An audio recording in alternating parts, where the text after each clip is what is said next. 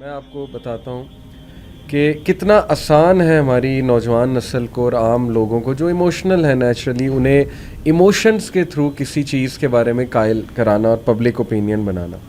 دیکھیں ابارشن کا انہوں نے لا پاس کرانا نا، تو کیا کرتے ہیں، ایک انتہائی دکھی سٹوری ایک ایسی جوان لڑکی کی جس کو ظاہر ہے اللیگل اس سے جو ہے پریگننسی ہو گئی.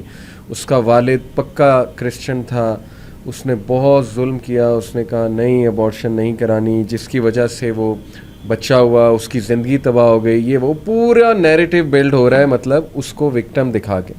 ٹھیک ہے، وہ اس کا دکھی ہونا یہ ایک الگ ٹاپک ہے، لیکن جسٹ بیکاز وہ دکھی ہے اور یہ سارے مسئلے پیدا ہوئے تو لہٰذا ابارشن جو ہے وہ جائز ہے. اسی طرح اب یہ ابارشن کروایا کون کریں گی؟ جو اس لڑکی کے سرکمسٹانسز کے جن کے ساتھ جن کا دور دراز کا کوئی nothing to do with that. بالکل بالکل، جنہوں نے بعد میں کوئی یعنی یہ جو رول وہ بنانے کی کوشش کر رہے ہیں، جس بنیاد پہ بنانے کی کوشش کر رہے ہیں، اس بنیاد کا ان حالات سے کوئی تعلق نہیں جس میں پرو ابارشن کو ماڈرن ہونے کی نشانی سمجھا جاتا ہے، نیو نارمل کہا جاتا ہے. بالکل ایسی. اسی طرح ہومو سیکشوالٹی کو اپنے نیریٹو کو بلڈ کرنا ہے تو آپ کیا کریں گے؟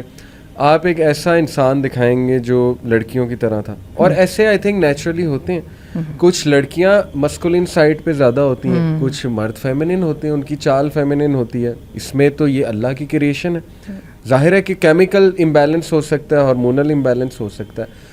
ان کا اب دکھائیں گے مووی میں کہ مذاق اڑایا جا رہا ہے، ان کو دھتکارا جا رہا ہے، جو کہ ہوتا ہے، ٹرو ہے. میں نے خود دیکھا، ہمارے بھی اسکول ٹائم میں کوئی وہ پک کر لیتے تھے نا لڑکا تھوڑا سا فیمنن، اتنا مذاق اڑاتے تھے کہ آئی ایگری کہ وہ پتہ نہیں کس ڈسٹریس سے وہ بچہ گزرتا ہوگا یا وہ لڑکی گزرتی ہوگی، ٹام بوائے ٹائپ جو ہے وہ لڑکی.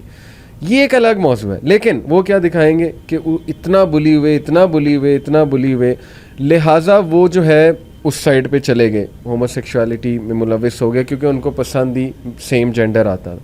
یہ سارا نیریٹو دکھا کے وہ کہیں گے کہ اس لیے ہومو سیکشول کے رائٹس کو جو ہے وہ تم سپورٹ کرو.